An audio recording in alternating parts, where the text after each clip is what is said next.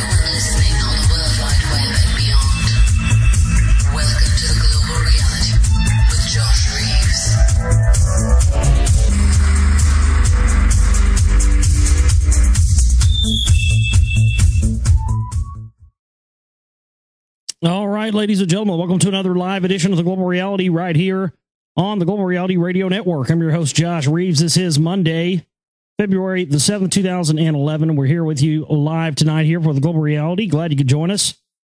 And boy, we have survived. We survived Ice Apocalypse 2011 and Super Bowl weekend all wrapped into one. So I'm glad to be alive and glad to be here with you all in one piece and ready to do some live radio here tonight on the air and get us to some news and topics of discussion, various other things here with you tonight on the broadcast. And always have your, love to get your emails as well, globalrealityshow@gmail.com. That's globalrealityshow@gmail.com. I love getting all of your email messages over there. I'm getting floods now. I used to get none. And now I seem to get quite a bit. So it's good to be here with you, and I'm glad that you guys are all sending emails and whatnot. Thank you so much to everybody out there. And I can take those during the broadcast and address things that you'd like to hear me discuss. So if there's a topic on your mind or something that you would like to hear me discuss anytime, I mean, you might be listening to this broadcast on an archive or a rebroadcast. And don't forget that after every show, if you miss part of a show, we always rebroadcast the shows for a few hours after the live broadcast, and then we on into the night in the morning I play a lot of things. I go, and believe me, if you hear something on this network that's not my show, that's some other archive or something, you hear something you don't agree with, understand that some of the stuff that I play late nights and stuff from different networks like Red Ice and there's different shows. Sometimes I don't always agree with stuff that I always play.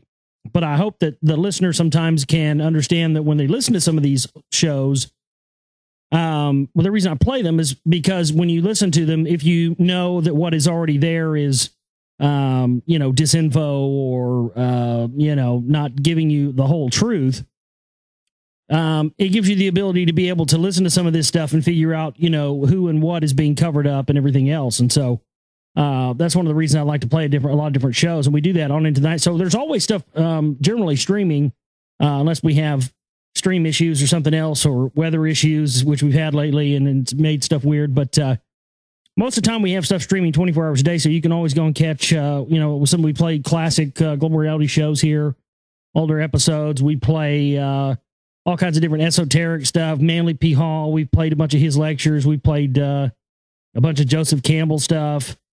I play stand-up comedy every once in a while. When I want to play some of that, I'll play Richard Pryor or George Carlin or Hicks or somebody like that. But yeah, so that's definitely something I wanted to let everybody know, because we have a lot of new listeners, and we get new listeners all the time. So not only do we have my show that broadcasts and rebroadcasts here on the network, but we also do have other shows and stuff. But it's on into the night and early morning. There's always good stuff playing there. So definitely check that out. And we didn't have any terrorist or false flag mishaps here in Dallas during the Super Bowl, but we had a lot of mishaps of every other kind. I mean, I just knew that if there was going to be a Super Bowl in Dallas ever, that it was going to be the most royal clusterfuck of all time. And Dallas, you definitely get the award for the most royal clusterfuck of all time. And we can't give that award out very often, but Dallas, my town, my hometown, born and raised here in the Dallas area. Well, I tell you what, that award could only come from someone who is a resident here. And yes, Dallas, you get the most royal clusterfuck of all time award. That's all anybody's talked about. Everything was a calamity at this thing. I watched it yesterday for research purposes, and it was great. I mean, the game to me wasn't even the Super Bowl itself. It was the game was the commercials that they were playing. And because I wanted to see if there was it's the most watched television broadcast of all time. So I figured that they would be, clamoring and chomping at the bit to display some of their new fangled propaganda and psychological operations upon us. And I indeed was not let down. Got to say the most interesting one. I have a most interesting one. I have one I liked, and then I have one that it was just my personal favorite. But that thing is a concentration camp anyway. That's what Jerry World is. It's a concentration camp. That's what it is. It's an internment center. Because that thing will hold in a ridiculous amount of people. I mean, it'll hold 100,000 plus or something. And it definitely was that. Yeah, a bunch of people didn't get to, because they have like a cattle cart section there for the regular games. They call it the party barn or something, the party alley or something like that. And I shit you not, these idiots pay like $150 a ticket to go stand in this like cattle cart. I'm not kidding you. They call it the party pass or something like that, the party pack or some shit. I'm like, I saw that shit and I was like, are you serious? People are actually paying like $150, $200 a piece for a regular game, not the Super Bowl, a regular Dallas Cowboys football game, to go stand in this fucking like, big concrete fucking throughway with a bunch of other idiots drunk. I tell you what, only in Dallas could that have happened. But the very interesting commercial that I saw yesterday was for Kia. If you guys haven't seen this Kia commercial, you got to see this commercial. It's greatness. You've got this fucking alien driving a Kia through a wormhole, through a fucking Stargate, and then it comes out on the other side with Mayans and Mayan pyramids and shit. It was off the chain. And but yeah. But anyway, the point of the matter is, I think that the people of the world really got to a lot of people who came here for the Super Bowl. There were tons of celebrities. Every celebrity under the sun was here. I could feel their dark evil upon me because there were so many of them so close. And there was all these celebrities here. And I think that a lot of people got to really experience this weekend really what a shithole Dallas is. So congratulations, you idiots. You paid thousands of dollars to come here and experience. You could have given me your thousands of dollars and I could have told you what a shithole Dallas was and you could have stayed home. But no, you had to be a smartass. Oh, and by the way, Prince didn't even show up. How great is that? Prince is from fucking Minnesota and he got scared away by the Dallas craziness ice. Actually, I heard that wasn't the case. There's all kinds of controversy going around with it. That was their biggest thing. Everything that this Super Bowl was the ultimate fail for Dallas. I got to say, it was the ultimate fail. Everything big that they'd planned to do for this Super Bowl failed. They were supposed to have this big, gigantic Prince concert where Erykah Badu was going to open with her band. And it was $1,500 for a starting ticket on up to $25,000. And, you couldn't have scared W away. Yeah, of course he showed up. He just wants to get out of the house. My God, he's got Laura walking around at home with that fucking unshaved bush of hers, pants off, and he just wanted to get out of the house and get drunk for once. Can't blame the guy. But yeah, so anyway, the Prince concert that all these people paid all this money for didn't go down. That was a fail. all this other different stuff, these different celebrity things that we're going to have didn't go on, failed. A bunch of people didn't get their seats, failed. The game sucked, failed. Christina Aguilera didn't know how to sing, fail. The fucking black-eyed suck a peas or whatever the fuck they were called. The goddamn worst act I have seen in my life. I mean, in my life, that was the worst performance I have ever seen. And I've seen some bad performances. I would have took an eternity in hell with that, whatever the fuck her name is, Scottish bitch that fucking couldn't sing either. I would have taken eternity in hell with her music before I had to listen to that fucking goddamn Black Eyed Peas again. That shit was god awful. And they rolled Slash out on a gurney. It like popped up out of nowhere, out of the fucking, they were like, you owe us, motherfucker. You owe us. Remember that shit? We got you in GNR, bud. Pay back the Jewish mafia and play with the Black Eyed Peas. He was like fucking so pissed. He's like, God damn it. And they wouldn't even let him smoke. I mean, you know, you're gonna have Slash on a stage and you're not gonna give him a cigarette. They didn't even let. I mean, that's how big a Nazi smoker, anti-smoking Nazis we are here in Dallas. There's businesses here you can't even be walking up to your car in the parking lot smoking a cigarette. And yeah, that's how we treat Slash here. No smoking for Slash even in the stadium with a retractable dome. You know, they could have opened Jerry Jones, if he wasn't such a sovereign military of Malta priest class minion tight ass.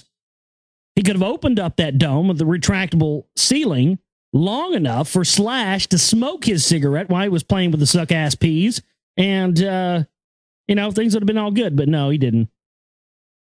Everything, yeah. The place that place is a piece of shit. I've known people who went to concerts there. Talked to some people who went and saw Muse and U2 there, and they said it was just horrible. The sound was shite. Nothing worked right. Paul McCartney played there like when they barely even had it open. He was the first person that played there. McCartney came and played, and it was just I heard it was the horrendous thing you'd ever heard. Like somebody was pumping old Macca vinyl through the PA system or something where it was crackling and skipping. That's pretty much what I was described as it sounded like. But man, oh man, oh man. I tell you what. So yes, Dallas, congratulations. If anybody in the world could have an epic fail to the level that you did, it would be a complete and utter anomaly. And so, yeah. And, oh yeah, that was another fail. Yeah, I forgot about that. They had to fly over the F-18s, right? Right as Xtina is fucking up the national anthem. And they cut to the shot. The F-18s fly overhead for the national anthem, and they had the goddamn roof closed on the stadium. I mean, isn't that the whole point? You know, have it opened up, and then you can close it when you want it closed and open back up. I mean, yeah, great flyover there that nobody saw, I guess, except the dumbasses that paid. There were some idiots that paid like, I don't know, $400 or $800 to stand out in the parking lot and watch the game on the large screen outside of the stadium. No, I'm not kidding you. They have a gigantic screen. You can see this thing. I've driven by and seen it out there before, but there's a big ass screen on the side of the stadium itself, outside of it, and a bunch of bozos paid like $400 a piece to go stand in the parking lot and watch the game on the screen outside of the stadium. I mean, really? My goodness gracious. I mean, Rome is just, I mean, it just everything that represents the absolute gaudiness and you know, just over the top. What's the word I'm looking for? What's the descriptive word I'm looking for here? It just sickens me. I mean, it's everything that is wrong with the world was represented in one day yesterday. And it was represented here where I live. And you know what? I already have this theory about Dallas loving mediocrity. This town seems to revel in its own mediocrity and love it. Because anything of real talent here really doesn't get any recognition or doesn't really get any sort of attention. But what will get you noticed in Dallas and what will get you there is is absolute mediocrity. If you are mediocre, lame, and just generally not that great, they will put you on a pedestal here in Dallas. We love mediocrity. I don't know what it is about this town. It doesn't like greatness. It likes mediocrity. And that's pretty evident, because it's funny. All the local yokels, Dallas Cowboy fans here, were rooting for the Pittsburgh Steelers. And I thought, well, isn't that ironic? Doesn't that, I was like, everybody knows Green Bay's going to win. But why is Dallas, because I don't know. I grew up with my grandmother had season tickets to the Dallas Cowboys for, 30 years. So I grew up, hearing Cowboys and stuff till the Cowboys come, till the cows came home. And it is like embedded in my DNA that I could never root ever for the Pittsburgh Steelers, because, of course, that's who Dallas was always playing back in the day when I was a kid and stuff. It was just funny to me to see all these Dallas people. And I was like, you know what, that's just par for the course, because you're mediocrity. That's what they love here. It's unbelievable. And that's exactly the kind of place I think that is key to being the model for what they want all cities of the world to be. They don't want all cities of the world to be thriving metropolises of creativity and people basically being self-sufficient and providing their own economy for themselves within their own area or city or anything else. But if you are willing to basically be somebody else's bitch and be happy being somebody else's bitch for the rest of your life until you die, Dallas is a great place for you, because that's what they love here. They love to create a climate where everybody is somebody else's bitch, and that's it. Anything that breaks out of the box, they're not into here. Hell, we don't even have the big enchilada on radio in Dallas. You understand that? We don't have anything. We have nothing here. And, I don't know what it takes. They'd probably laugh me out the door because they don't consider me to be a professional. But, what would it take for me to go? Because I've thought about, trying to find some of these local stations around here that have talk radio and saying, hey, why don't you put me on? Put me on for an hour or a day or something. Let me do some radio around here locally, just to draw attention to this show or something. I've thought about that. They laughed me out the door, though. Because, like I said, they don't consider me to be a professional radio host or anything else. But it is one of those things where it to me, it speaks volumes for creating a plan and an agenda where you can get people to go along with your plan and your agenda for whatever you want to do, in this case, world domination. But the way that you get people to do that is you convince them and provide for them the parameters for what is accepted, or what is cool, or what is in, or what is stylish, what is the popular fashion. By providing that for people and providing them with this sort of dogma and this dogmatic view of this fashion, you then are able to control who is going to go along with your agenda and your plan and who isn't. Because you notice the people that go along with the plan and the agenda do so most of the time inadvertently, strictly because they're allowing their ego to be led along by this lie of what is accepted and what is normal, what is everybody else doing, what is the socially accepted thing that everybody on the planet should be doing at all at one time. They start you on that at a very early age. By this age, you're supposed to be doing this. By that age, you're supposed to be doing that. Well, who says so? Who makes the rules? Not everybody's the same. By this age, you're supposed to be doing this. By this age, you're supposed to be, having this job, or getting married at this age or something. Well, who makes those rules? But you see that everybody follows these bullshit rules and never asks who made those rules in the first place and why everybody follows it. It's just, that's what you do because that's socially accepted and that's normal and everything else. No, that's bullshit. But that's how they get people to inadvertently go along with their plans, because they set these societal norms, and anything that exists outside of that societal norm is then seen as wrong or not the right way of doing things, or dangerous, or somehow a challenge to your future. You see, so that's how they inadvertently get people to go along and never question what it is they're going along with. That's what I saw this whole Super Bowl thing as. Well, that's everything in a nutshell anyway, isn't it? Because they set for you the parameters of what you're supposed to be interested in and what you think and what issues you're concerned with.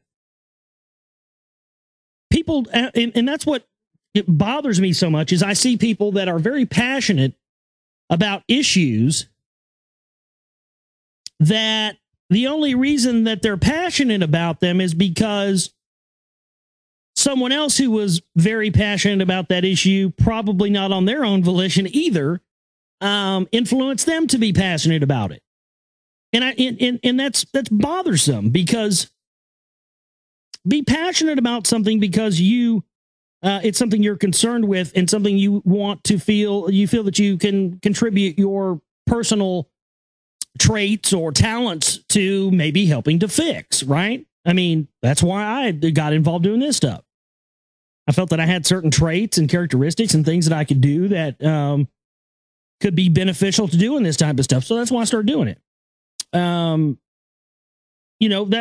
the whole thing. But most people, they become animal activists for some reason that is not really their own. You know what I mean? It's put there, or they take a stance on abortion or pro-life because, somebody at a young age they came across had that belief and it influenced them, and maybe that person didn't know that much of the time, so they just said, well, hey, if this person has that belief, it must be a good belief and it makes sense, so I'm going to take it on as my own. That's how many people's belief systems are built, is they don't have a belief system, when then they come across someone who does, and because they need something so very quickly to fill that void, they just take on whatever they're hearing, and that becomes a part of a person's permanent, sometimes, belief structure.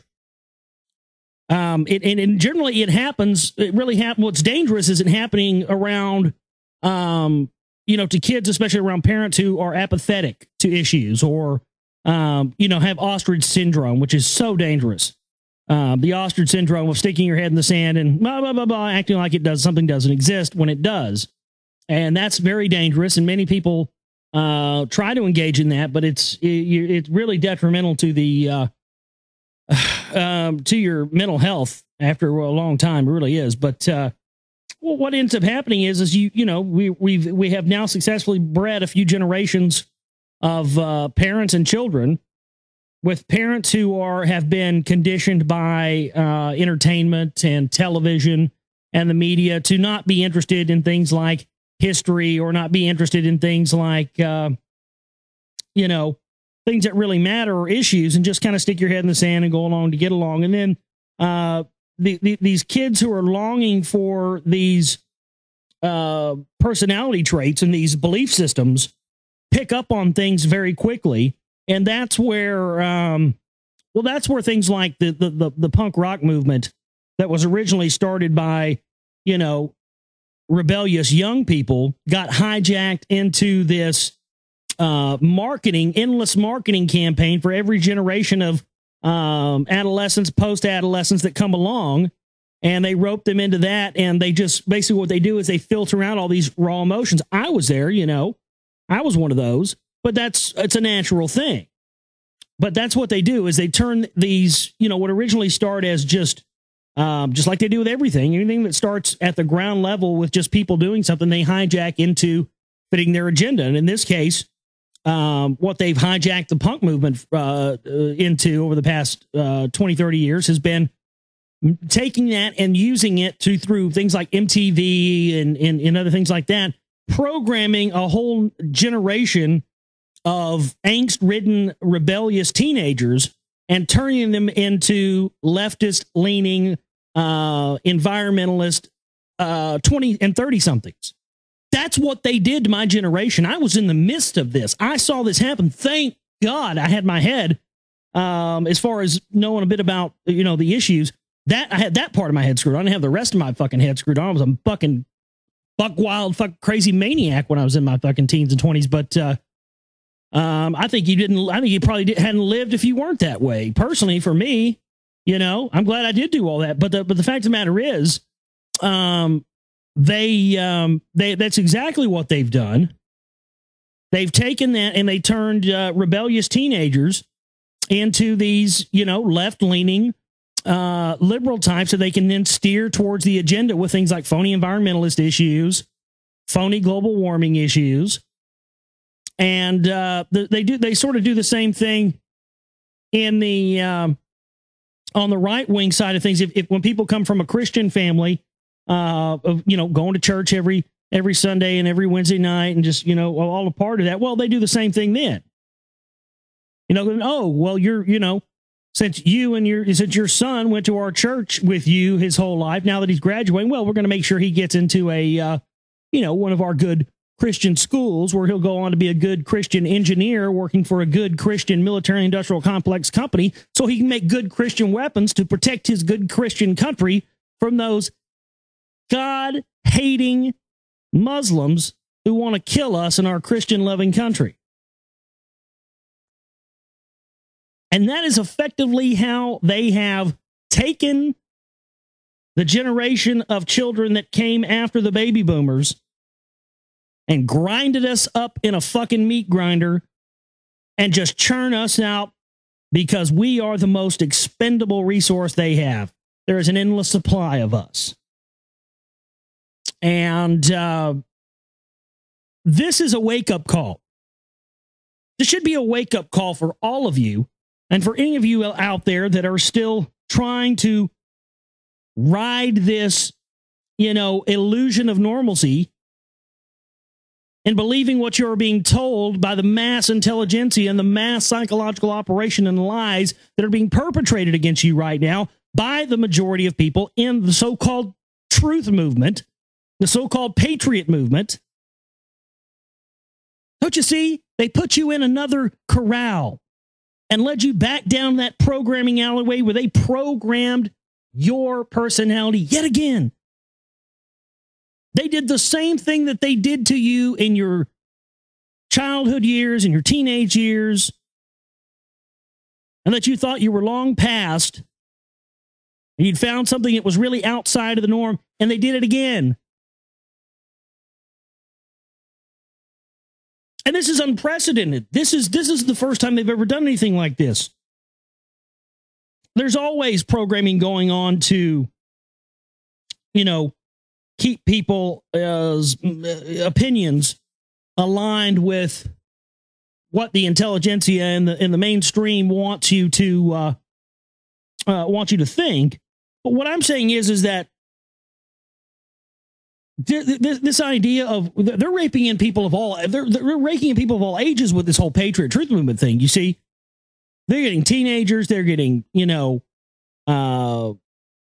adults, 20-somethings, 30-somethings, 40, 50. I mean, the age bracket is off of the chain. So this is not being targeted at just one age group. They're painting this with a very broad brush, and they're raking in a lot of people who have, through their own mental capacities, figured out through a little bit of something called deductive reasoning that something ain't quite right in the world. And that what they're telling us on TV is the truth is very far from the truth if you take 5 minutes of your time to go do a little research, do a little reading, and find out what's really going on. And so that's the whole thing is now is that they continue to count on everyone's ignorance, and they continue to count on people believing the one side that they have been told. So that's I really wanted to start out talking about that tonight because the whole thing of the Super Bowl and what it represents macrocosmically another thing where, everything has to fit inside the box that we define. Anything that doesn't fall inside of that, outside of that, is not defined by that. And so it's not deemed by the powers that be to be right. And this is exactly the scenario that I described a couple of weeks ago when we found out about Seymour Hersh writing books on Opus Dei and the Sovereign Military Order of Malta and the neocons and all this other stuff. That's what that is. Same thing. We own the perimeters of the conversation, and anything that falls out of our predefined perimeters is seen as not right or, something outside of the field of view. And unfortunately, that's how most people are having their opinions formed. And people are having those opinions formed again through the truth movement and the patriot movement I'm astounded at how many people don't do their own research. I got into this stuff because of the research. The radio show was a byproduct of the research that I was doing, not the other way around. Some people just want to be, they just want to be, personalities or popular or something. And I sure as hell never wanted to be a personality, but I got myself into something I can't get out of now. So, you know what I mean? This whole thing is much bigger than just me now. And it wasn't that way when I got into this. Careful what you wish for. But I just want to continue to remind people that don't lose focus and don't get caught up in all the side dressing and the arguments and the bullshit and the mudslinging and stuff. Remember what the issue is, because and this happens every time I get ready to come out with a new film, and it's happening again now. I talked about it last week. But every time there comes out a new mudslinging campaign, people come out and start making shit up out of the clear blue yonder about me. Saying whatever they want on internet forums and making all this stuff. It happens every time I'm about to come up with a new film. And the thing about it is they never challenge me on the info itself or the validity of the info itself, but they always try to come up with half-assed personal attacks against me, which never stick. And so that's going to continue. And that's going to increase as we get closer to having this new film, The Secret Right 2, done and out. And it's going to be very easy to lose focus of what the real issue here is and why everybody's arguing and pissed off and up in arms about some of this info that's coming out in my film and in Lee's film, which is going to be coming out too this year. I think it's important that everybody maintain their understanding of what the important issue here is. And the important issue is that we have snakes in the den, we have rats in the house, and the fact of the matter is we have people who are a threat and they need to be identified. Period. But there are going to be a lot of people over the next few months that are going to try and get everybody to focus on the messengers and not on the message itself. And that is one of the key things that they love to do with issues that put them in the hot seat. They try to turn it all back around and question the validity. It's like, for instance, somebody here locally in one of the cities or something gave Michael Vick the key to the city over the weekend, I guess, while he was here. And of course, you know the story about Michael Vick and his pit bulls, and he was in prison and all this stuff, and he lost all his money and all this shit. And, I'll be honest with you. Michael Vick as a person and doing that stuff with dogs and all that sick stuff. Yeah, man, it's criminal. And I think people that do that are wrong. But my thing is, and I'm not a football fan, so don't take this the wrong way. But what my question would be, what the fuck does that have to do with football and throwing a ball around on the field for entertainment? I mean, what are all these fucked up ass morals that people have for things? It's a way they try to turn around, just like that same thing I was talking about there. No, let's turn it around and try to say, oh, well, Josh Reeves this or who's that, or wait, not me. forget me. I'm the most unimportant link in this whole chain. Let's talk about the information. Same thing with these goddamn football players. I hate football. I think it's retarded. But if I was a football fan, you know what? I wouldn't give a fuck about what these guys do when they're not on the field. I don't give a fuck how many, if Michael Vick is a person and he did something wrong to dogs, I abhor that. I do not support that. That's wrong. But that doesn't, I don't give a fuck about that. This guy's on the football field throwing the football. Can he play? Can he throw and score points? Great. Put him on the field. Who gives a fuck about what he did? Those, okay, that's wrong. That's his own personal life. But I don't give a fuck about football. What I'm saying is, same thing with me. Oh, well, I don't like Josh Reeves. He cusses. Oh, I don't like Josh Reeves, this and that, and his information is plagiarized and blah, blah, blah. Or I don't like him, this, that, and the other, all this bullshit, whatever. But that doesn't matter. Who gives a fuck if I'm a fuck up? Who gives a fuck if I'm an idiot? Can you challenge me on the information? Can I play ball? Fuck yeah. You put me on the field on this shit and I can play ball. That's all that matters. Doesn't matter what kind of idiot I am. I'm a person. I'm a human. Yeah, I'm a weirdo. Whatever. I mean, everybody's a fucking weirdo. But the information that we're bringing out about the Council for National Policy, Alex Jones, the whole phony patriot movement, the truth movement itself, is one of the biggest bombshell pieces of information to ever land in the laps of conspiracy researchers. And I'm one of the main people that brought that out. And they will do anything to stop that from being in, recorded history or remembered history when it comes to this stuff. That's what it's about.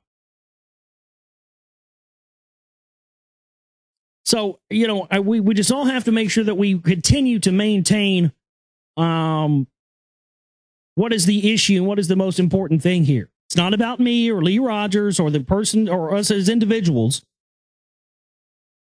And that's the whole issue that we have with Jones. His I don't give a fuck if that guy, Alex Jones, could beat his wife and get drunk and do coke on Charlie Sheen's coffee table fucking 7 days a week. I wouldn't give a fuck. I don't give a fuck what he does in his personal time. More power to him. Let him do that.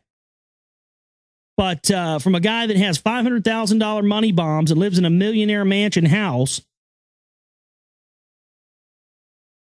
and lies and has all these connections to the powers that be, the very people he claims to be fighting, that's a threat. That's something we need to deal with. That's something we need to expose.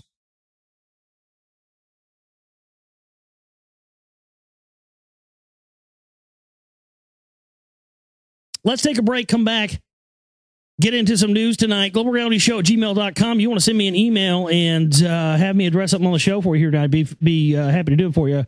Global Reality Show. Back here with you on the Global Reality, right here on the Global Reality Radio Network. I'm your host, Josh Reeves. Thank you for being with us here for this Monday edition of the broadcast. And we've got a lot of news and information to get into with you here tonight on the show. So we'll be jumping into that news and some various updates on other stories I've covered here on the show before as well for you tonight.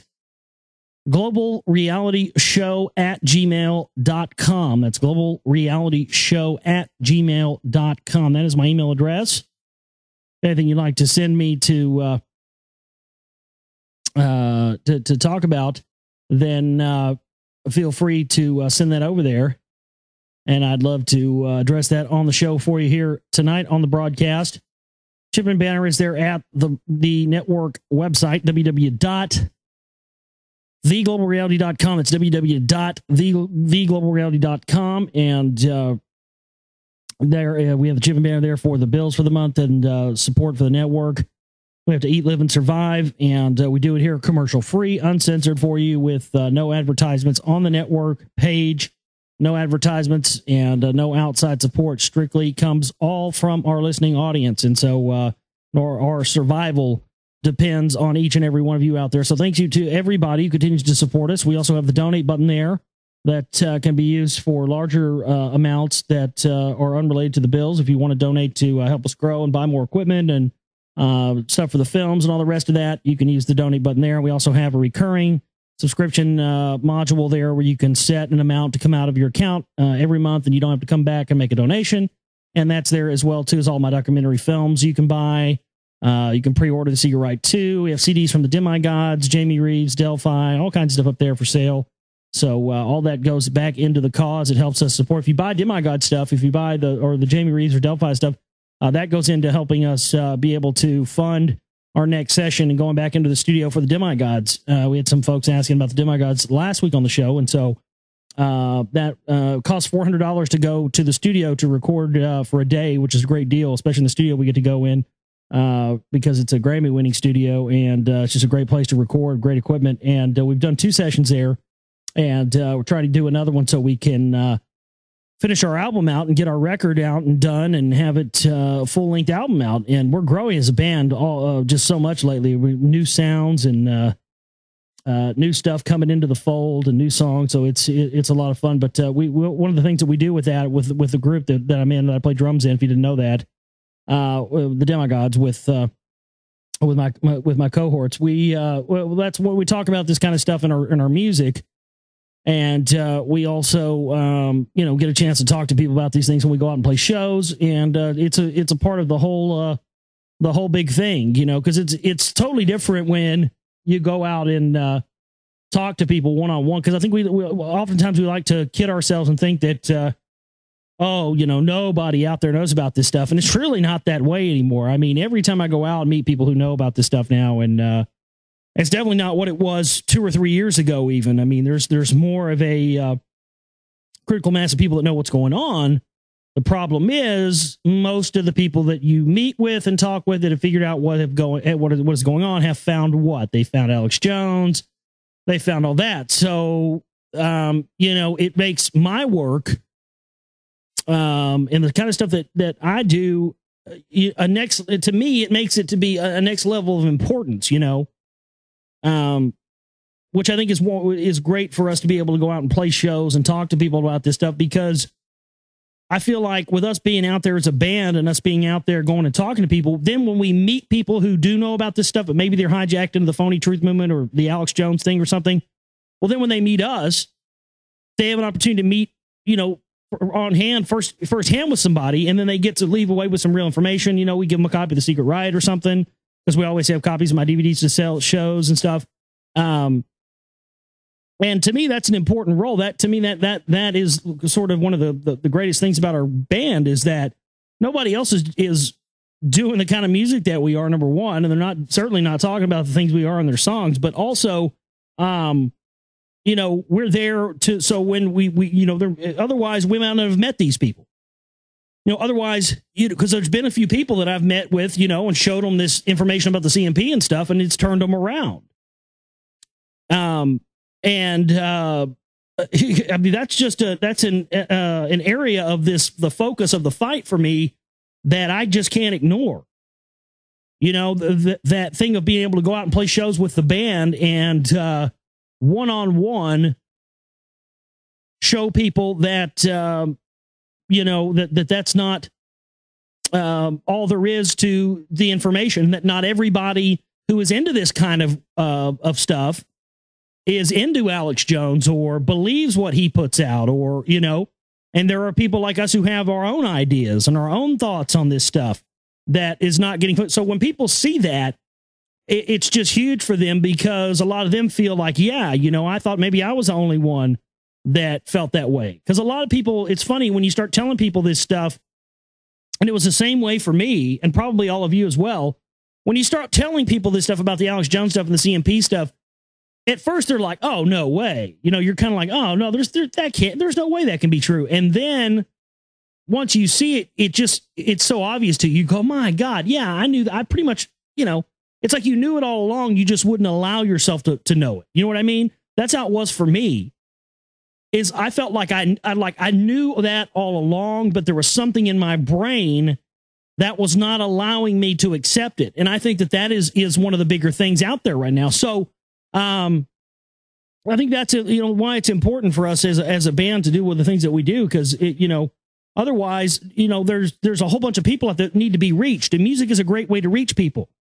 Not everybody likes talk radio or documentaries and everything. But a lot of people like music, and there are a lot of people out there that that go to clubs and everything that have an idea of things that are going on in the world. But a lot of times they get, they get hijacked by, like stuff I talked about earlier, these mainstream things, the socialist groups and stuff, because they're all over all the campuses. And, they talk a good game about being anti-war. But then when it comes down to it, their solution is more system. They say, oh, the system's flawed, the system's broken, the system's wrong, blah, blah, blah. It's an economy based on war. Well, let's just end the war, and then, blah, blah, blah, this, that, and the other. Well, you see, it's this revolving loop of, of the mentality where it just goes into a loop and just repeats the same things over and over again. And in the end, the things they offer you up are more of the system, more of what got you wanting to change what is going on in your world in the first place. So how do we get people to not be hijacked into that anymore? Well, we need groups or not groups, but I mean, we need people in all areas. I don't mean groups like We Are Change groups and that kind of thing. That's not what I mean at all. I mean, we need groups of people, individuals scattered out everywhere in every fucking, city and town around the world that it can be there and, go to the events in the marches and hand out information and say, hey, have you ever heard about this group that counts for national policy? Do you understand, the mechanisms of control in our country in the highest levels of government and in the truth movement, in the Jesuits and the priest class? Give them information. But I think that's the biggest thing that I can say is our solution of what we can contribute to this whole thing. And by us, I mean those of us who see through the lies of the consensus truth movement, patriot movement, that whole thing. Those of us who have seen through that, I think that, everybody wants to know what a solution is. I think the solution is just being a presence. You understand? I don't know how to do that, though, without it appearing that it's some sort of group or it's some sort of, organization with a figurehead and all that. It's very difficult because that's the structure that we're operating in. Because here's my idea. My idea is that if there was some way to be able to say, okay, there is a substantial amount of people who have this belief and this information, and God damn it, we want some attention, or we want people to look at this information and understand what it is. But it's very difficult to do that without marginalizing yourself to some, to some label, where then they can call you, an anti-truther or something. Those are the anti-truthers over there. Or anti-truther, what's that? Well, they're people that, they're conspiracy theorists, but they think the conspiracy theorists are in on the conspiracy. It'd be something banal and fucking really mindless and stupid like that. That's how they would try to, and then people go, oh, yeah, that's dumb. And they would, just write it off. But they would never find out really what the core issue is. They just go, oh, that sounds stupid. People think the conspiracy theorists are in on the conspiracy. That sounds like retard shit. You're not gonna get the whole picture and take it, because people want quick soundbite descriptions of things. You see. So my point is how do we start showing ourselves for our beliefs and our understanding of information that proves the things we have been told about by the intelligentsia are lies. And by that, I mean the truth movement, patriot movement, the Alex Jones thing, all of that. And I don't have an answer for that. If I did have an answer for that, I'd be doing it. But like I said, all the things that I've come over and gone over in my head about how to do that just are dead ends, because the only things I can think of in the end inadvertently create another box and another label. Then it's like as soon as you start trying to organize anything, or put together a contingency of people that believe something and want to be heard about it, automatically, as soon as you say that you want to have something like that, boom, automatically you are readying yourself for something. But then if you don't have that, like we don't have now, then what do you have? You have what appears to be just a bunch of crackpots, just a bunch of people running around saying, you know, the conspiracy theorists are the conspirators. Boom, that's all people hear. They don't really hear the bigger issue at hand. So how do we combat that? How do we say, okay, well, it's not just that, it's this? I mean, are you struggling for an answer as much as I am? Because it seems to me that as soon as you try to do that, then boom, you've got another group on your hands, or another paradigm, or another movement, or something of that nature, and that's not what we need. So I'm going to say this to everyone out there, and I don't mean just our regular listeners and supporters of our show and people who like what I do and stuff, but I'm going to say this to everybody. And by everybody, I mean, you know, feds and operatives and infiltrators and data miners and info collectors and all you people out there. And this is for everyone out there. You don't have to tell anybody else in the world except your own mind what your stance is on what I'm about to say. But I believe that there are a whole bunch of you out there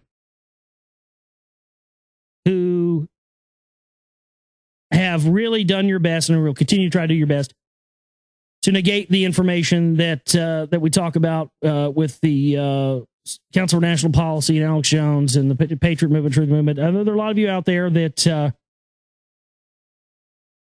don't want to hear this stuff. By the way, if you heard me the last Moonbat show we did last week, I came out with a big smoking gun piece of information that nails Alex Jones to being in a CMP meeting. And nobody's made a big deal about it. I think they're trying to negate it already, but it'll be in the new film. But yeah, in Alex Jones' film In Game 1.5, there's footage of Phyllis Schlafly at a CMP meeting that was shot from his cameras.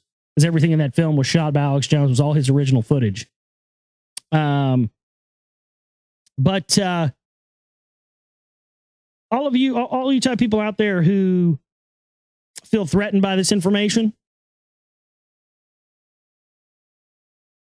I think that a lot of you out there eventually are going to come forward. That's what I think. I think a lot of you out there eventually, if you're smart, and a lot of you are smart, you just, you know, you've been biding your time. I think a lot of people, if you're smart, are going to, you know, maybe turn it around, you know, become whistleblowers.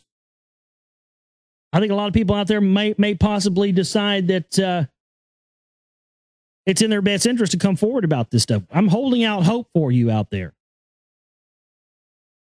because eventually the heat's going to get too hot.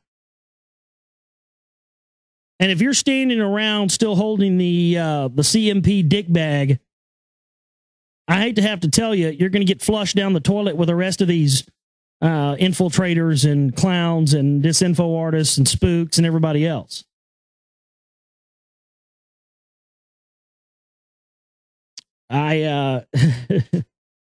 You have a chance, you know. You've been given ample warning and ample chance. There's still time for you to come forward and disavow all connections to the CMP and the rest, but you still have time. You could do it. But time is going to run out on you, my friends.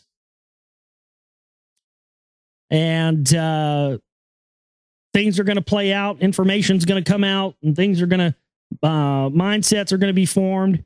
And once it reaches that level, you're not going to be able to back out and back away from what people are going to think about after that. So it might be time, some of you out there, to start cutting ties and start exposing this stuff, and let everybody know what these people are really about. Because really, we really need some hard intel, man. I mean, we need some information. We need somebody on the inside. My question is to somebody like Jack McLamb or somebody like that. Wasn't it Jack McLamb that said the only reason he quit being a member is because it was too expensive? Wasn't that Jack McLamb? There was a few of them that said, oh, it's so expensive. Well, I tell you what, how about this? If you were a standing member with the Council for National Policy, but you no longer are, and you got out of the group because it was too expensive, how about you contact me through email personally, globalrealityshow@gmail.com, and let us know you'd like to be a member again. And I tell you what, we'll get ourselves a little chipping banner or something going, and we'll compile between our listeners and myself. It's a couple $1,000s or something like that, $2,000 to be a member or something. Well, if you already were a member, we'll go ahead and we'll pitch in a little kitty for you, and we'll pay your membership due, and you go on and be a member of the CMP again, and hey, maybe you'll decide to come back and tell us something or give us a membership list or something. You know, who knows? But that right there is why I have a problem believing these guys. Oh, it's so expensive. But really, it was so expensive, but you remember at one time. Okay, well, how about we get some money going behind the scenes and get Jack McLamb to go in there and, be a member again. And old Jackie boy can come out and cancel his membership after that and tell us what he saw. But, they don't do that. They're not even allowed to talk about the group and say the name of the group in any electronic communications, in email or anything, because of fear of people finding out about the group. That's been the biggest problem so far, is that people, it's not just because we don't know exactly what they talk about in that group or what they discuss. But the fact of the matter is, they don't want us. They are really upset with the fact that we even know they have these meetings. Now, we don't know when they have them. We know they have them 3 times a year in utter secrecy. And most of the time they meet at the majority of the hotels, they always, no matter what city, they're always at the Ritz-Carlton. So if you hear about an influx of right-wingers at a Ritz-Carlton hotel somewhere where near you live, you might want to go take your video camera down there and check it out. That's all I'm saying. But, there's got to be somebody out there, is what I'm saying. My whole point is that, come on, people, come on, listeners, come on, everybody out there. You're going to sit here and tell me that one of you guys out there, one of you CMP types who monitor my broadcast to hear what I'm going to say so you can report back to Big Daddy or whoever it is. You're going to sit here and tell me that not a one of you's got a pair of nuts. Not a one of you's got a soul. Not you ain't got a sack between you. You call yourself patriots. You call yourself statesmen, Americans. Why don't you prove what an American you are? Why don't you prove what a patriot you are? Why don't you prove what a statesman you are and step up to the plate and blow the whistle on these motherfuckers? Why don't you do that? Again, none of these guys that claim that they were in the group at one time and aren't anymore, you don't hear them offering to try to help crack the nut on this case, do they? No, they don't. They don't offer to try and say, well, maybe I can talk to so-and-so and find out some more information, or maybe, yeah, you're right, this is bad. I should start taking this up as an issue on my show. No, they don't do that. They just go along about it and act like it doesn't exist past that. That right there implicates those people.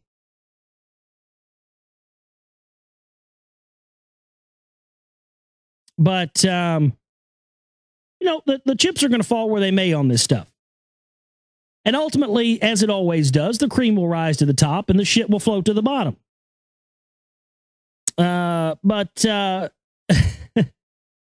think that's that to me is the ultimate thing, is no matter what they try to do and how many lies they try, the big thing is the reason they're getting so worried about this information is not the fact that the information's coming out.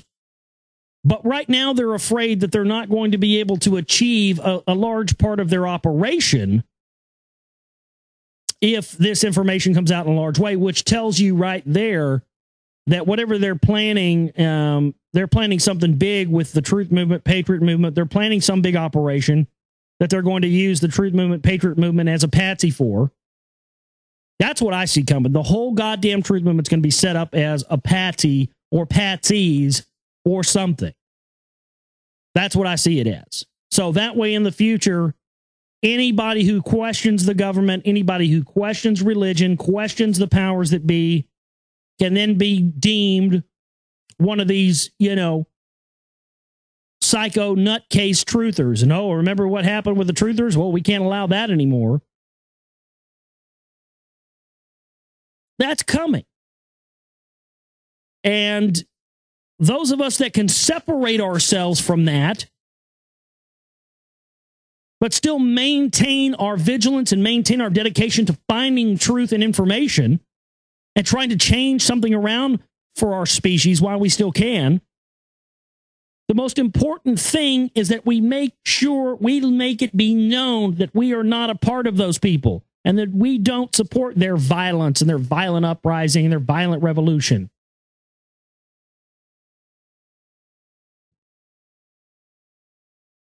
Because eventually the light is going to be shined on these cockroaches even more. And then there's going to be a revolt against those people. It's just the way it is. Man, oh man, oh man. I had talked about last week, I had gotten some threats about talking about, well, I don't know what it was. I don't know. They never told me what I didn't need to be talking about, but they said an issue I'd stumbled across recently. It was a problem. Somebody's come to the chat room making threats and they're going to shoot me, blah, blah, blah, blah, blah. And their IP address was from Ogden, Utah. And I talked about how, of course, they had that lockdown there at the military base due to this missing VX bioweapon. And lo and behold, I had said on the show, I said, well, maybe it had something to do with me talking about that, because I said, maybe they're planning on using this. Why would they be testing this gas if they weren't planning on using it at some point? Maybe they are missing, they're going to use this nerve gas or something. And somebody made those threats, but they never emailed me, which they never do. But I'd asked on the show that they email me and say, hey, this is what we don't want you to talk about. Well, since nobody ever did that, whether or not this is connected to Utah, where this person was making those threats came from or not, I don't know. But listen to this. Got an update on this story for you. Found this doing some digging the other night. Utah Army base goes into lockdown as UFOs are reported over nearby town. Well, now isn't that just a motherfucker? So when this base went into lockdown over this quote-unquote missing nerve agent, there just happened to be a mass UFO sighting all over the nearby town? Something major is going on in Utah. That where that hit came from, that person in the chat room, that place is a hotbed for UFO activity. So I'm starting to think that it's something UFO related I've talked about that they're not happy with. I don't know. A major Army testing facility called Dugway Proving Ground went into lockdown very suddenly at 5:24 p.m. Wednesday. Then between 7:15 and 7:30, news stations began to receive phone calls from people reporting UFOs over a town to the east of the armed facility, American Fork. The original headline at Fox News seemed to have Army Utah base locked down to solve problem, but that will soon change to the current headline of missing nerve agent caused base lockdown at Utah Army base. To reflect the official story given by the military. As of this writing, the web address of the story still contains the original slug, Utah Army base locked, solve problem. Dugway Proving Ground is a U.S. Army facility where the very latest weapons are tested. Officially, only biological weapons are tested there. And American Fork is about a 3-hour drive from the Dugway Proving Ground, according to Google Maps, just a few hours after the military facility went into lockdown. Between 7:15 and 7:30, 3 lights drifted over American Fork. They were red and disappeared and appeared to remain in formation the entire time. Lynn Chilster lives in Highland and is one of those puzzled by what she saw. I don't believe in extraterrestrials, but she also doesn't believe the lights were from airplanes or helicopters. She says they did not make a sound and there were no blinking lights, just a constant red. I noticed over the roof of the garage a red light and a white light, and the red light isn't flashing like a plane light, and that's what draws my attention to it, she says. Soon there were 3 red lights, and those lights started dropping white streams. Mike Galbraith, a few miles away in American Fork, he was in the parking lot of a shopping center when he saw the lights hanging in the sky. Galbraith was in the Air Force and says his experience caused him to take special notice of the unusual lights. He grabbed his cell phone and started taking video. They looked like they were flying in formation perfectly together, and then whatever was dropping looked like it was burning real bright. Galbraith said he doesn't believe the traits of white that dropped straight down from the red lights were flares. He says military flares don't look like that. They usually shoot out the sides or they shoot down, and there are a lot of them, and you could definitely hear them. He said there was no sound. He says he could not make out the shape of the flying objects, but says they were unlike any planes or helicopter he has ever seen, and they were flying at an unusual altitude. Lynette's husband also witnessed the lights and streams. He was once an employee of a military that manufactured components for military flares. Lynette says he could not identify what the flying objects were, but agrees with Galbraith's assessment that what was being released was not a flare. After a couple of seconds, he knew it wasn't a flare, and he didn't know what it was. No one else seems to know either. The control tower at the Provo airport had no reports of anything unusual last night, nor did the Utah County Sheriff's Department. Salt Lake's International Control Tower had no incidents documented, and officials at Camp Williams also had nothing to report. Both witnesses we talked to said the objects eventually just flew away. And there is ABC News video. Yeah, there's something there, but isn't it interesting that they would come out with that story saying that it was, this VX gas or whatever, and then the same day they had mass UFO sightings. Something is going on, and something's going on with Utah, and well, it's something they don't want us to know about. I don't know. It's very interesting. I mean, could it be that extraterrestrials are going around and, stealing nuclear weapons or stealing biological weapons? They're going around to, bases and thieving this stuff, so we don't, because they're, aware of the elite's plan to use this stuff against us, and they're going around and swiping this stuff, and they're trying to keep it hush-hush. I mean, it's as plausible as anything else is at this stage in the game, isn't it?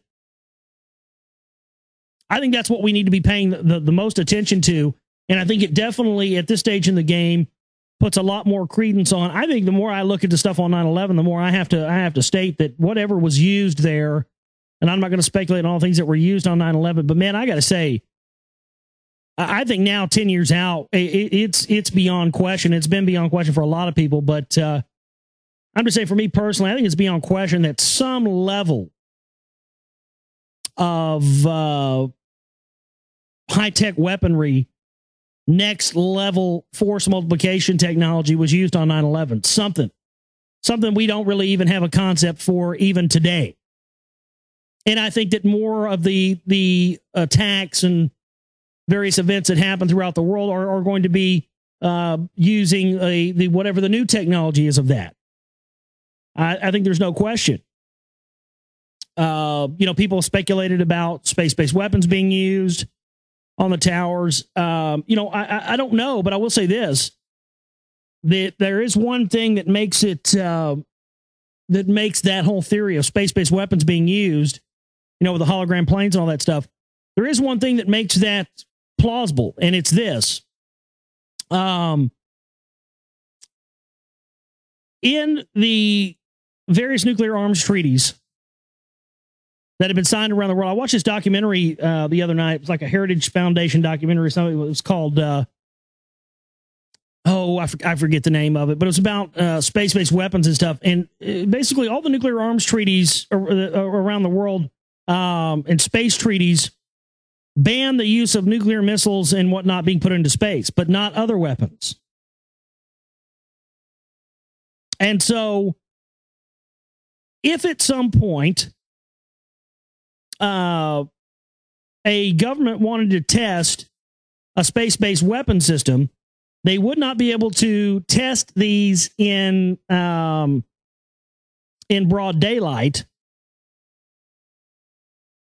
on existing targets because, it could be seen as, an act of war, or some other country would then know that we have those weapons up there and they'd want them up there too. So in order to be able to test a space-based weapon system, you would have to have the cover of another event that you could claim was from another purpose or another reason to use as cover to test your space-based weapons. Now, I'm not saying that validates the idea that space beams or space-based weapons were used on 9/11 at all. What I'm saying is it's a fact that they cannot, if they do have these systems, they cannot test them, because then every other country in the world would know that we have these weapons and they would want to get them up there too. So in order to test these space-based weapons that we know are up there, they have to use them on ground targets that they can then explain away with an official cover story. And that's a fact. So regardless of what I think or what you think about what technology and advanced tech they used on 9/11, regardless of that, the whole thing with space-based weapons, fact is they cannot test these things from space to the ground against targets without having an official story to cover up wherever it is they're shooting at. This is why they use the rods of the gods on the moon. Remember when they bombed the moon back in 2009? Well, that's what they were testing. The rods of God. It's a gravity bomb, essentially. It goes in orbit, and they can, with military precision, drop this projectile from space that when it hits its target, hits with the force of a nuclear weapon without any nuclear fallout. So that's why, so people said, well, okay, well, why didn't they just, test that on Earth? Why didn't they just put it up in orbit, get it over a target in the middle of the desert and do it that way? Because then the other countries of the world, would know that somebody has that technology up there, and there would be a race to get more of it up there. So we know for a fact they're testing these things. They have tested them on the moon, which tells you that they are in a position where they want to be able to use this at some point. And I think probably what it's going to end up being is one of those things where, well, let's just say, for instance, that the World War III scenario that people are describing playing out in the coming years plays out, and the cyber warfare thing ties into it, and Chinese hackers go in and hack our nuclear defense systems, allegedly, which we know they can't do because they're on their own internal systems. And if anybody ever gets on the news and tells you that Chinese hackers hacked our nuclear missile systems and turned them off, it's a goddamn lie. These motherfuckers will really get you to believe that nuclear weapons are sitting on the same internet that you and I are sitting on right now. I mean, complete horseshit. Yeah, nuclear weapon silos are just wired into AOL. My God. But that's what they get people to believe. And so I have a feeling that probably in the future they're going to get on TV and say, yeah, Chinese hackers did this. Well, see, that's their contingency. They want to have the ability to be able to nuke anything from anywhere, regardless of the standing of nuclear weapons and treaties and all that stuff on Earth. That's what this is about. And we're still fighting over who has the biggest dick, aren't we? Well, we know it ain't the Chinese. But seriously, when are we going to realize that there are small dicks and there are big dicks and there are medium dicks, and in the end, everybody is a dick? But that's really what it boils down to. I mean, my God, even talking about the finer points of man killing man seems so retarded to me. That even talking about warfare and warfare of humans against other humans should be, to any intelligent, enlightened person, should be as retarded as talking about what kind of bread you're going to use when you make a sandwich made out of your own shit and eat it. Now, deciding what kind of bread you're going to use on a shit sandwich made from your own feces sounds about the most retarded thing and sick, disgusting thing you'd ever think about.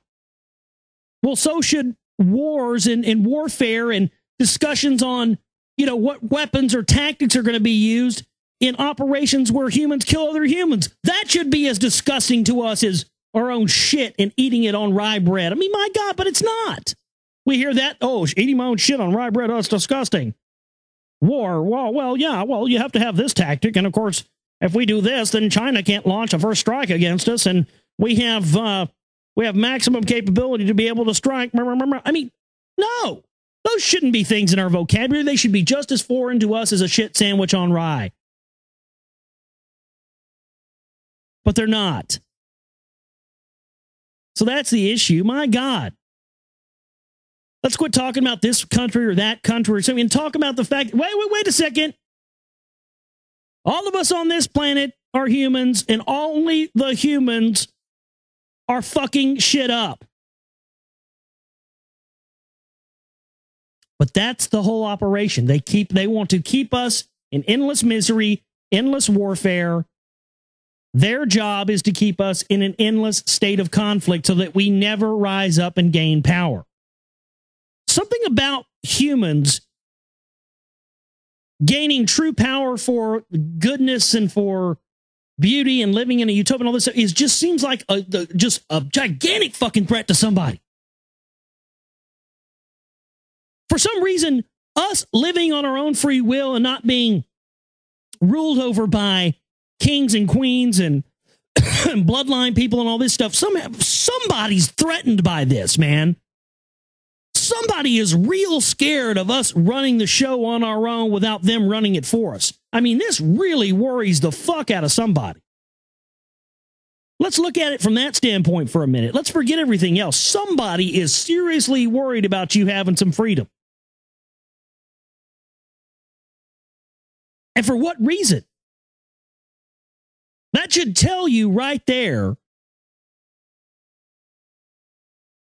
that that should be all the more impetus to want to work and sweat and slave to wake people up. I mean, anything that can be considered such a threat to these people that they go to the ends that they do to keep their system intact should tell you that we're on the right track. Because they are real worried about a system that is not designed off of slavery. And slavery never ended. Idiots run around thinking slavery ended after the Civil War in America. Please. We gave these motherfuckers a meal ticket to make everybody slaves. I said, oh, wow, well, why would we just want to make black people slaves? We can make everybody slaves and tell them that they're free, and they'll believe it. Better than having just one subsection of the population as slaves. We can have everybody as our slaves, and that's what they've done. Nutshell, that's what they've done. Let's take a break, come back, get into more news for you here tonight on the broadcast. We do got more of it to get into, so you don't want... Oh, yeah, back here with you on the Global Reality right here on the Global Reality Radio Network. I'm your host, Josh Reeves. Thank you for being with us here tonight for this edition of the broadcast, and we're going to be getting into more news with you here tonight on the show, so we're glad you could join us and be with us here. And we have wandered smack dab in the middle of Moonbat territory, haven't we, here tonight? Yes, we have. So thank you to everybody for staying up late with us tonight and going into the witching hour. So we're going to get into a lot more news. We got a ton of more stuff to talk about with you here tonight. Man, oh man, oh man. We had a lot of show left. We've already been an hour and a half show, and we've got lots more to get into with you here tonight. So we're going to jump into it here in just a few minutes as well. So we'll be doing that. GlobalRealityShow@gmail.com is my email address. GlobalRealityShow@gmail.com. And again, please support us at the website, theglobalreality.com. Chip and banner donate button is there. So please help out if you can.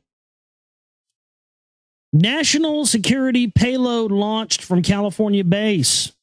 Very interesting. And there seems to be a rash of these over the past 6 months. They're definitely fast and furiously putting up more either space-based weapons or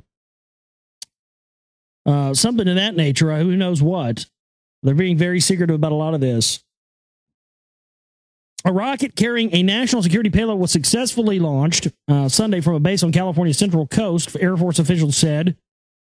The Minotaur 1 rocket took off from Vandenberg Air Force Base at 4:26 a.m. amid clear skies, said Colonel Richard Bolts, 30th Space Wing commander and the mission's leader. The launch, which was scheduled for Saturday, had been delayed by a day because of power problems with the rocket safety equipment. The 4-stage solid-fueled rocket was carrying a research and development spacecraft for the National Reconnaissance Office. Let's get through the bullshit here. Okay, now first off,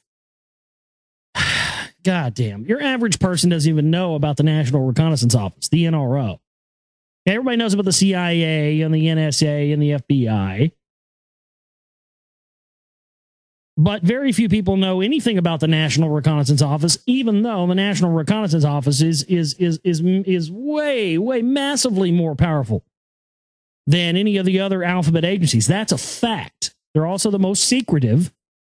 And whenever you see something like this, again, it's saying a solid fueled rocket was carrying a research and development spacecraft for the NRO, which means this is next level technology. Of which that they are necessary, but they give no further details on the craft's purpose or the craft's cost. So that tells you right there, ladies and gentlemen, whatever this was that they launched is something big. I mean, this is something that could have huge ramifications on the warfare front, technological front. All kinds of stuff. There's just really no telling what this is. It could be, I mean, best guess would be, space-based weapon or a spy satellite, but we have all those things already. Is it another part of this technology to shoot down extraterrestrial craft? I think any of those explanations are plausible. It says that more than 200 people from the 30th Space Wing Orbital Science Corporation, the Space and Missile Systems Center, and the National Reconnaissance Office collaborated on the project. And I guarantee you, and I hadn't had a chance to go look, but I bet you if you went and looked around in the next, next few days, I guarantee there were probably quite a few UFO sightings around that launch.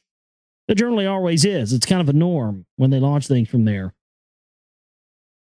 But let's continue on here. We got more news, lots of more stuff to talk about. AOL has officially bought the Huffington Post for $315 million.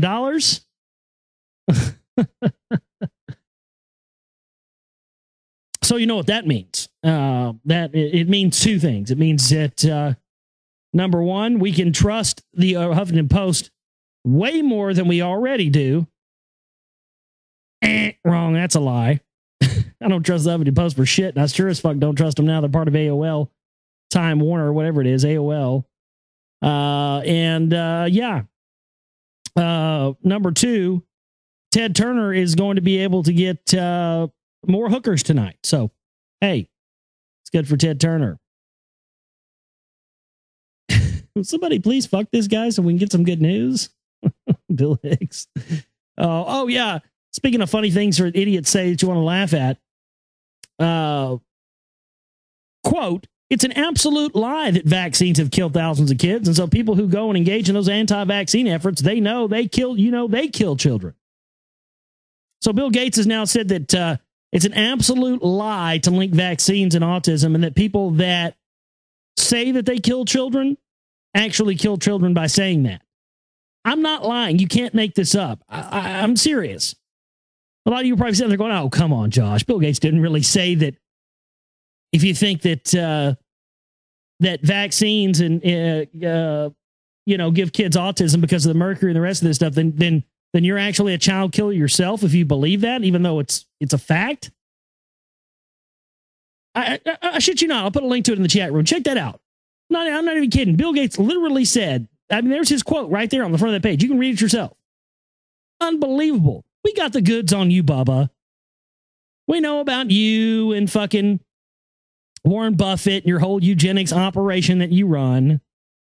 The fucked up thing about it is that you guys are connected to these same scoundrels in the International Association for the Advancement of Ethnology and Eugenics that all the Patriot guys are related to, but yet those guys get on there and yell and scream about, Bill Gates and fucking Warren Buffett, but they never mention this group. Well, these guys are all one and the same.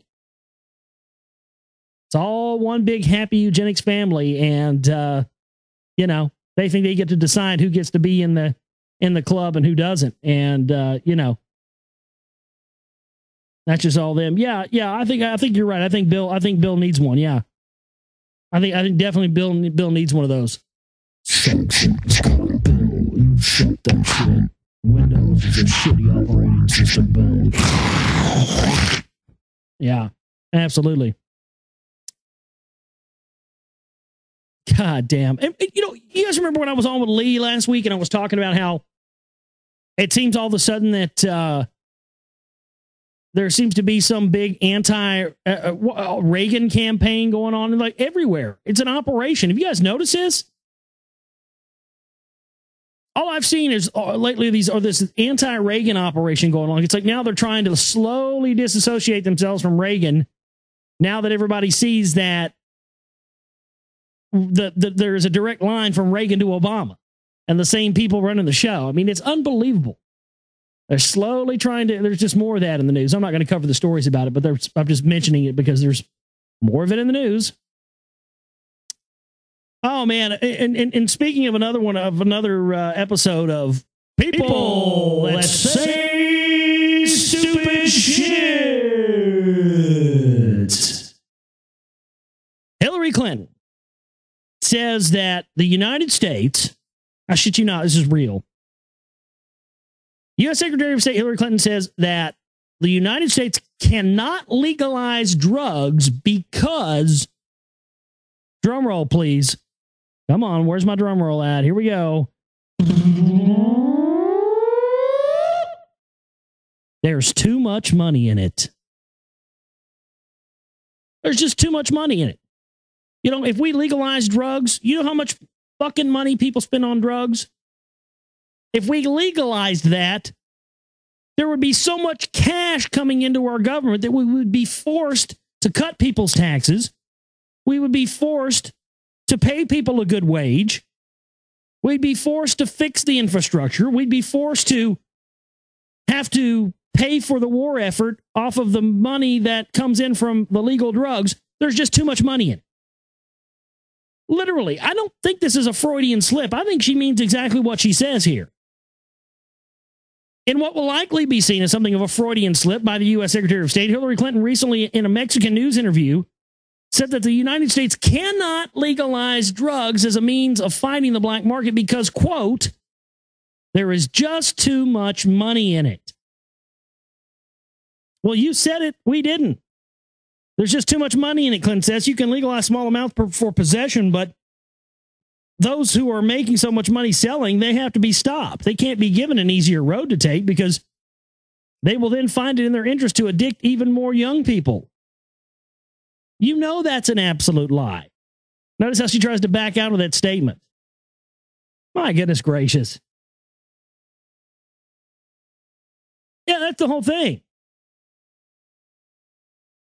I mean, if you did, if they legalized the drugs, crime rate would go down. Hell, they wouldn't have as many people to sell their products to that they ship in. That's the reason they're not going to make this stuff legal. Because if it's legal, they lose a big chunk of their change that they got coming into this country. That's the whole thing. Unbelievable stuff there. What else we got? Plane crash in Iraq kills 2 JP Morgan execs on their way to a business meeting. This is interesting. I mean, what did these guys know? JP Morgan's Murad Magheli and Javier Juninta were among the 7 people killed tragically in a plane crash in Iraq this weekend. 2 dead bankers. All I can say. 2 down, $5 billion to go. What else we got? The FBI is investigating the Church of Scientology over allegations its practices may have violated human trafficking laws. Isn't that interesting? Well, they were talking about all this human trafficking going on in Dallas and underage hookers. I mean, I live here, and I didn't get one underage hooker thrown my way the entire time the Super Bowl was here. I mean, I feel cheated. I mean, my God, they had the Super Bowl in my town. I couldn't get an underage hooker thrown my way. They said they were all over the place. I mean, that's what the media said. Underage hookers everywhere in Dallas for the Super Bowl. Everywhere. I went looking for underage hookers this weekend, and I didn't find a one. And I know where all the hookers in Dallas go. They go to Harry Hines. That's where it's at. No underage hookers on Harry Hines at all. All legal age hookers there. Can you believe that? I was floored by that. underage. I mean, there were just of age hookers everywhere. They were legal. I couldn't find. I was going up. I was IDing hookers all weekend. All weekend I was IDing hookers. That's all I did.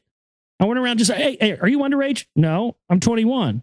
Well, fuck, I don't want anything. You know, I couldn't find it. But apparently, well, they said that was all over Dallas, all over the weekend. Oh my God, human trafficking. There is massive, massive underage prostitution going on in Dallas. And, yeah, you know, I couldn't find any non-legal age prostitutes in the whole town. I'm disappointed. But the reason I bring it up is because, and I didn't really go do that. It was the reason you know I'm lying about going to look for hookers this weekend is because I fucking couldn't go look for hookers because we were prisoners. You know, I hadn't even talked about that. I hadn't even told y'all that. God damn, I'm so pent up from this shit. We were fucking prisoners in our homes. The freeways and the highways and the areas and everything around the Super Bowl were able to get you could be able to get to those very easily. But if you're in a residential neighborhood like I am or something, or a lot of people are, we were iced into our neighborhoods. The roads around the neighborhoods, they couldn't put sand and ice on the roads because they said they had to save their resources for the Super Bowl.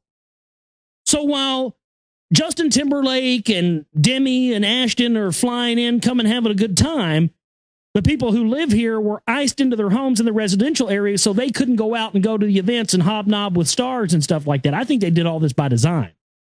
I think they did this to keep the large amount of people in Dallas in their homes during the Super Bowl so they wouldn't have an influx of, you know, people who live around here going to the events. That's what I think they did. I think they 100% did that by design, no question.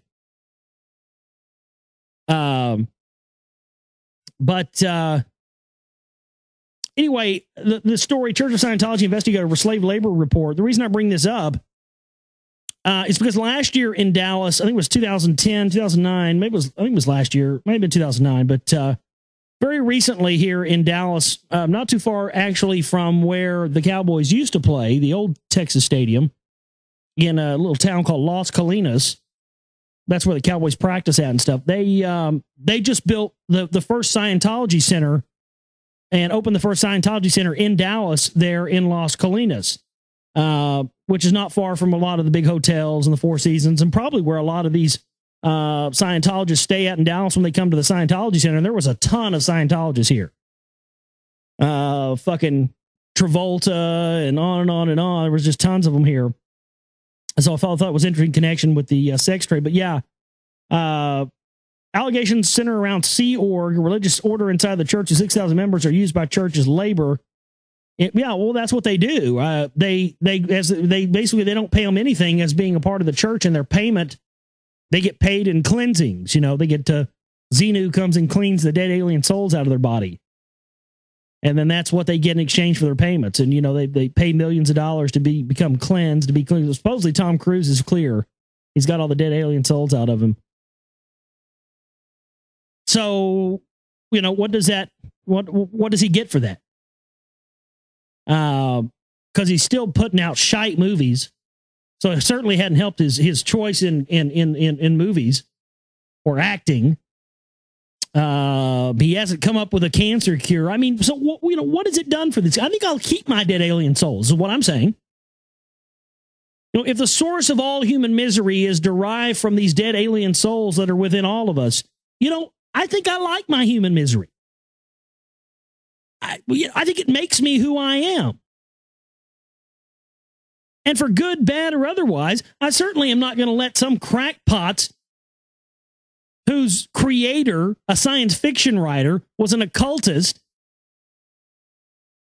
And all those, you know, people say, oh, well, you know, some of those occult guys, well, they're cool, this, that, and the other. Yeah. I agree. Some of the information, some of the stuff is cool, but these guys were priest-class bozos, no different than any cardinal or pope or anybody else. You understand that? Aleister Crowley was as much of a priest-class bozo minion as the Pope or the Black Pope or the Jesuits or anybody else. Why? Because he was following an ideology and a methodology that dates back to the very early days of the ascendancy of the priest class. That's why.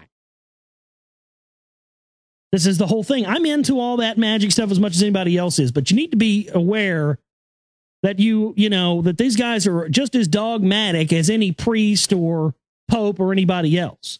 It all comes from the Babylon mystery schools, and that's indeed where this stuff was set up from, and they've used Scientology to rope people back into their Babylon mystery religion, period.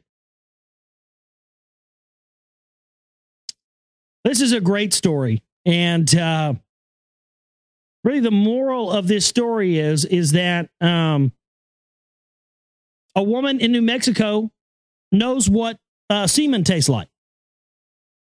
Shopper ingested semen-tainted yogurt sample. I love the moral of this story, because the moral of this story is not the fact that this got nutted in some woman's yogurt and he's disgusting and gross for doing that and she ate it. And no, that's not the moral. The moral is this. According to the police report, a 28-year-old victim was shopping with her daughter in the store's cereal aisle when she was approached by Garcia, who worked in the store's dairy department. After accepting Garcia's offer of a yogurt sample, the woman immediately thought that the sample tasted gross and disgusting, and cops reported that she said it tasted like semen. All I can say is, baby, you would know. I love it. The whole article's an admission of this woman knowing what semen tastes like. Well, it tasted like semen. You would know, baby. It's greatness. In a handwritten statement, the woman said that I spit it on the floor many times because I was upset. Oh, so she's a spitter. Well, she admitted that too. Hey, you didn't have to admit all this, lady. Damn. She just admitted she knows what semen tastes like, and she admitted that she spit it out many times on the floor. My goodness, keep that to yourself, please. That's not attractive. The woman recalled that when she talked to the manager, Catherine Flores, she told me that it was a Greek yogurt, and people love it because it has a lot of protein in it. Yep, it sure does. Plenty of protein. Plenty of protein. Get it in your belly. Oh, get it in your belly. It really says that. It really said that it had a lot of protein in it. Yeah, not kidding.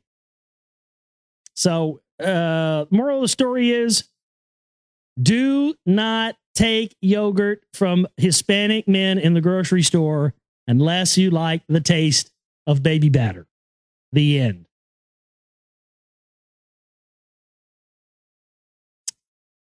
Oh, this is interesting. Russia has now determined that the Apophis, the destroyer asteroid, will collide with Earth on April 13th, 2036. And boy, the Americans are scrambling to try and downplay this. I'll tell you this. If the Russians are wrong about this, why is it that the Russians have beat us in every technological advancement over the last 100 years? And we have scrambled with things like the fake moon landings and everything else to make it appear that we weren't behind. They were modifying our weather with HARP-style antennas long before we ever had our own HARP facility. Ladies and gentlemen, understand that? SURA, S-U-R-A. S-U-R-A, SURA ionospheric heating system. It is in Russia, directly across, consequently, from where the HARP array antenna is now. So Russia's saying that it's going to collide with Earth on April 13, 2036. And American scientists say, oh, no, that's not true, blah, blah, blah. Well, I don't know. The Russians have been right about a lot of things. Maybe we shouldn't downplay this.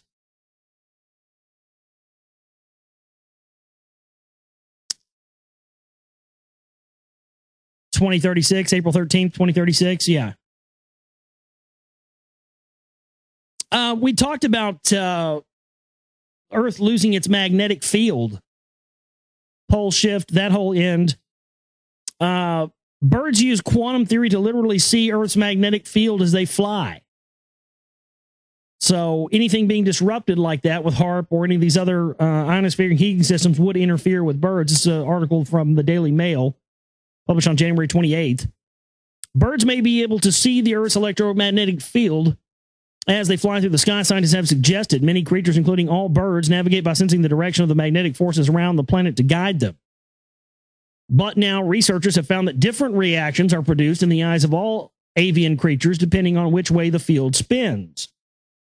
These reactions could create a picture of the field in different shades of light and dark across the bird's eye they have suggested, but Scientists said that it would be another example of Mother Nature's wonder in tests using the most exotic chemicals they could find. They could not match the bird's eye for the ability to do what it does. So, yeah, even the most exotic chemicals could not replicate it.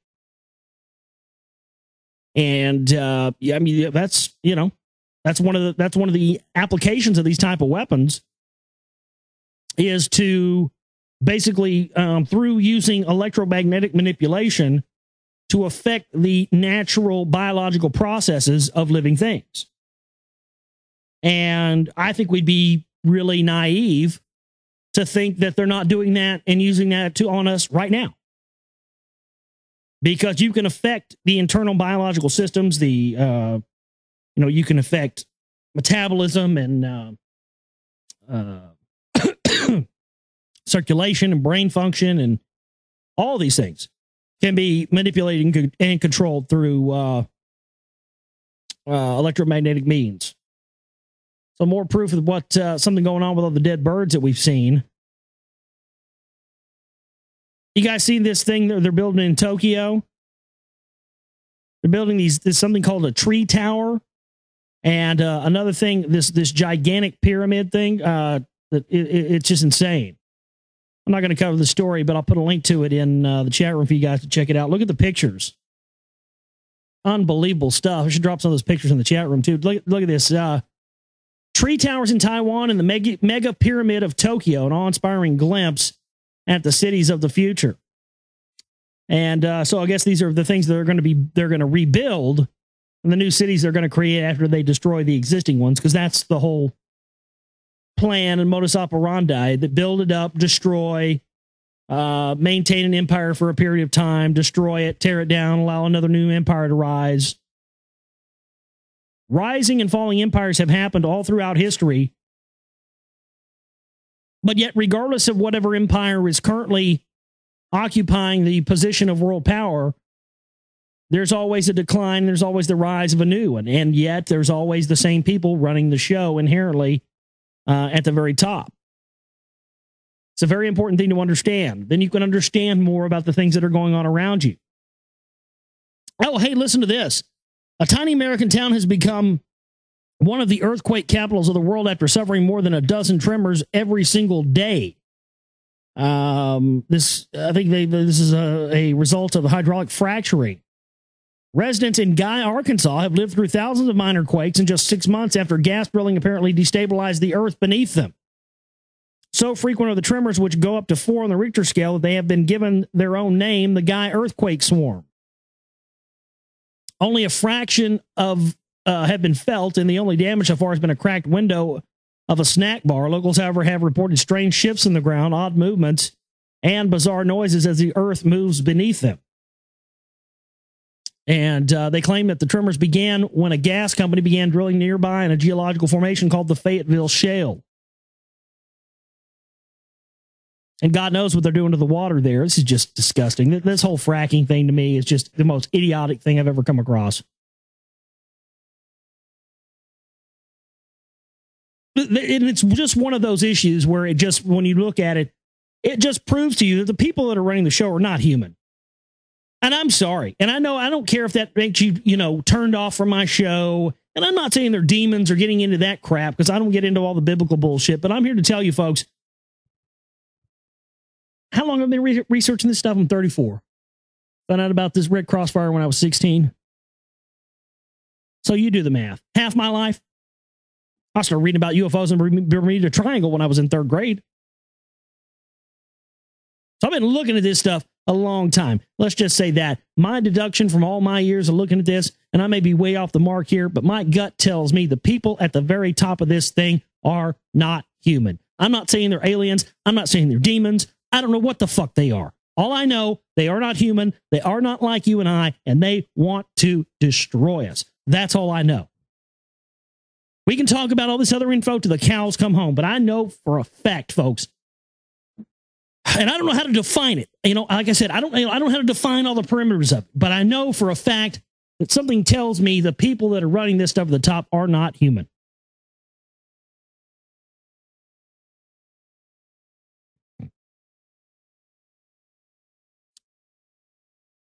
Oh, you guys hear about this? This is interesting. There is a Caucasian mummy that was pulled out of a tomb in China that's 4,000 years old, that's Caucasian, and they pulled this from an exhibit that has been going around the United States because, well, it's a white person, it's a white woman. For her advanced years, she looks remarkable. Despite nearing the ripe old age of 4,000, long eyelashes still frame her half-open eyes, and hair tumbles down to her remarkably well-preserved shoulders. But the opportunity for new audience in the United States to view the beauty of Zeishui, our near perfectly preserved mummy from an inhospitable part of Western China, has been dealt a blow after it was pulled from an exhibition following a sudden call from the Chinese authorities on the eve of opening. The reason for pulling the mummy and other artifacts from the show remained unclear yesterday, but there were suggestions that the realities of modern Chinese politics may have had a part to play. Well, number one, they don't want people finding out that, you know, I mean, my God, the Chinese believe that they're fucking, the person who seeded their bloodline was a fucking reptile serpent woman, for God's sakes. The fact that you find a white Caucasian in one of their tombs 4,000 years ago, and from 4,000 years ago in what is now an inhospitable part of China, is pretty telling. And yeah, I think that this story's probably just got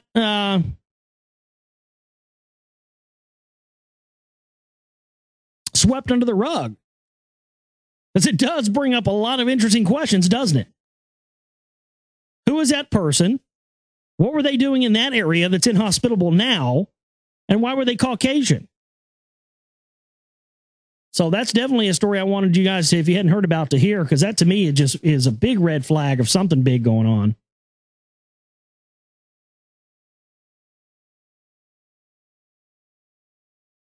Let's see what else. We just about got through everything tonight. Well, I'm going to leave it there. I appreciate everybody tuning in and being with us here tonight on the show. Don't forget to support our work, theglobalreality.com. We have the chip-in banner there for the bills for the month. And we also have the chip-in banner. I'm sorry, the donate button. That is for the films and everything else. And if you want to make a larger donation toward the films or towards anything else we do, the donate button is there for that. And we also have my documentary films and all the rest of it up there for your convenience. We'll be back with you here on the broadcast tomorrow. My name is Josh Reeves. I love each and every one of you, and we will see you next time. You guys have a great night. Take care.